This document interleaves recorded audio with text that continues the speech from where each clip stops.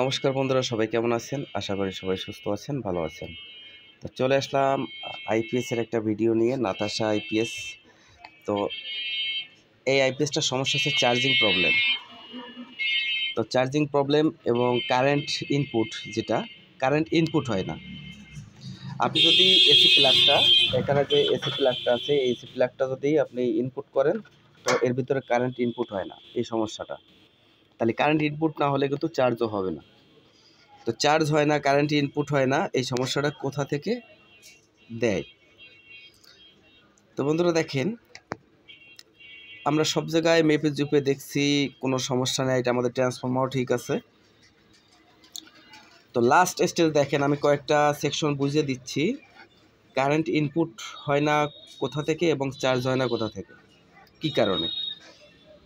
তো এখানে দেখেন এমওসি 3021 একটা 6 পিনের আইসির মতো আছে, এটা একটা অক্টোকাপলার। এখানে অক্টোকাপলার, এই অক্টোকাপলারটার সমস্যা থাকলে কিন্তু চার্জ হবে না। এই সাইডে কিন্তু বর্তমান যে বোর্ডটা করেছে একটা অক্টোকাপলার দিয়েই করেছে, আর আগের যে সার্কিটটা ছিল, আগের সার্কিটে কিন্তু দুটো, একটা সাদা একটা কালো আইসি আছে অক্টোকাপলার। এই দুটোই আপনি চেঞ্জ করে দিবেন। আর এখানে দেখেন LM324 একটা আইসি আছে, এই আইসিটাই কিন্তু চার্জ, ফুল কাট, চার্জিং সব কিছু কিন্তু এই আইসির থেকেই হয়। আর পাশে দেখছেন দুটো জেনার ডায়োড আছে, এই জেনার ডায়োড দুটো কিন্তু অবশ্যই আপনি মেপে জুপে যদি শর্ট মনে হয় কিংবা নষ্ট মনে হয়, তাহলে কিন্তু আপনি চেঞ্জ করে দিবেন। মানে চার্জিংয়ের যে সমস্যা, এইখান থেকে এই দুটো জেনার ডায়োড, এই আইসিটা, এবং এখান দেখেন 612 আছে, এই 612 থেকেও সমস্যা হয়, এই দুটো 612। তো এইখান থেকে, এই সবগুলোর থেকে কিন্তু আপনার চার্জিংয়ের সমস্যা দেয়। আর কারেন্ট ইনপুট হচ্ছে, দেখেন অনেক সময় যদি ভেরিয়েবলটা নষ্ট থাকে, এই ভিআরটা নষ্ট থাকে, এবং LM324 এই যে আইসিটা আছে, এই আইসিটা নষ্ট হলেও কিন্তু আপনার কারেন্ট ইনপুট হবে না।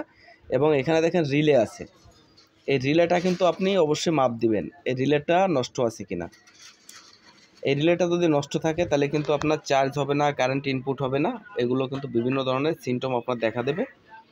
তো এইগুলো কিন্তু আপনি অবশ্যই মেপে নেবেন।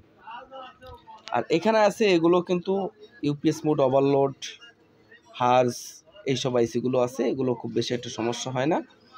তো এইগুলো কাজ করলে আমি আশা করি আপনার চার্জিং যে সমস্যা আছে, চার্জিংয়ের সমস্যা হবে। আর এখানে কিন্তু ফিউজ আছে, এই ফিউজটা চেক করে নেবেন যে কারেন্ট ইনপুট যে চার্জিংয়ের থেকে যে ফিউজটা গেছে, এই ফিউজটা ঠিক আছে কিনা।